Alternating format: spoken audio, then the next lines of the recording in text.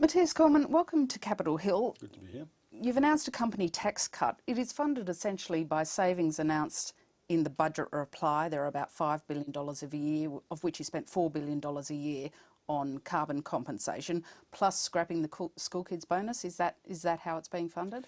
No, that's not quite right. I mean, if you look at the savings announcements that we've made so far, they total over $17 billion over the forward estimates.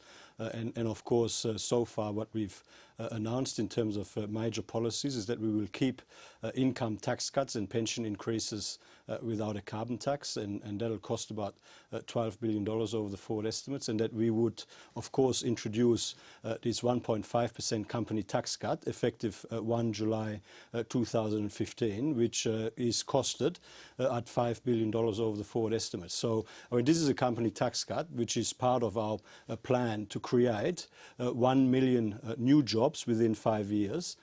This is part of our plan for a stronger, more prosperous economy and more investment and more jobs. Which how many more jobs could be created? How much more confidence could be created if you applied this tax cut to big business as well, because they effectively stay where they are now because of the equivalent levy to pay for paid parental leave? Well, I mean, the company tax cut that we've announced today applies to all companies that pay company tax. So all companies who are profitable and who are subject to pay company tax will benefit from a 1.5% company tax cut. Now, you're right. We have also indicated in the past, and we are yet to release our formal policy on this in the lead up to this election, but we are committed to a fair income paid parental leave scheme. So is there some doubt at that 1.5% levy? Well, there is no doubt whatsoever. I wouldn't want you to take that impression, but I'm just pointing out the obvious, that this week, today, we've announced a 1.5% company tax cut, and Tony Abbott has already indicated that we'll have more to say about the paid parental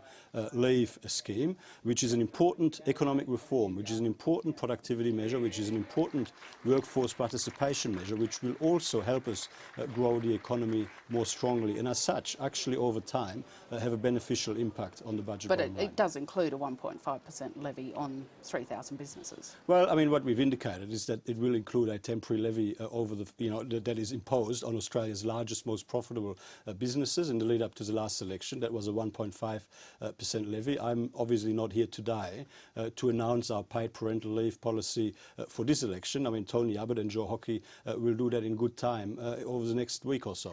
Did the Parliamentary Budget Office factor in all those offsetting savings you have, or did they simply do the numbers on the cost of the cut in the company tax? The $5 billion costing is the direct cost of providing a 1.5% company tax cut. And will you release those costings? The Greens have been putting out their costings, which are done by the Parliamentary Budget Office. Well, I mean, as we've said for some time, sometime between the pre-election and economic fiscal outlook being released and the election, we will be releasing all of our costings. In fact, what we will be releasing is the costings for all our policies, as well as the list of savings. So we won't see the PBO figures on this company tax cut policy yet? Well, I mean, you've seen the policy that was released today. I mean, it is there for all to see. The benefits are laid out for all to see. We've indicated all of the savings that we've announced so far, and as we've also said, between now and the election, we will be announcing some further savings. And the point I was making before is, as well as the full list of policy costings, we will also release the full list of savings measures so that you and everyone will be able to see the net fiscal impact of both our costings and our savings, so that everyone can assess what the impact of our election policies are on the budget bottom line. But you won't be producing a budget bottom line figure over the forward estimates. You did produce one at the last election, a time you also had problems with the costings process and had your costings done independently. It's a similar situation this time, isn't it? Why not produce a budget bottom line figure? We don't trust the government's numbers. I mean, just have a look at, But you didn't trust them last election, did you? And you know what? We were right. If I could ask you one final question. You are scrapping the school kids bonus. The coalition's had problems with it because it's a cash payment that people don't need to get receipts for.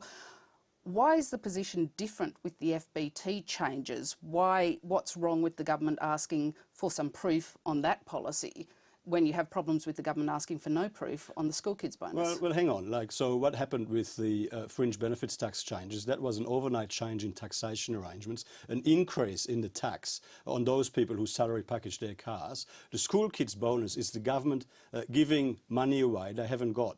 I mean, they're planning to borrow. I mean, they're spending $30 billion more in 2013-14 than they're raising in revenue. But the reason you had problems with it is because it was a cash payment that people didn't have to provide proof for. The reason we have a problem with it, the biggest reason we have a problem with it is the government is giving away money they haven't got. They're borrowing money to give it away, and the kids would actually have to pay that money back with interest.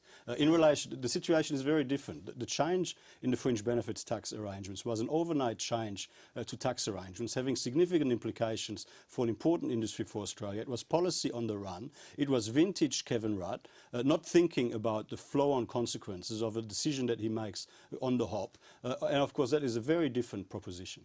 Matthias Cormann, thank you very much for your time. Always good to be here.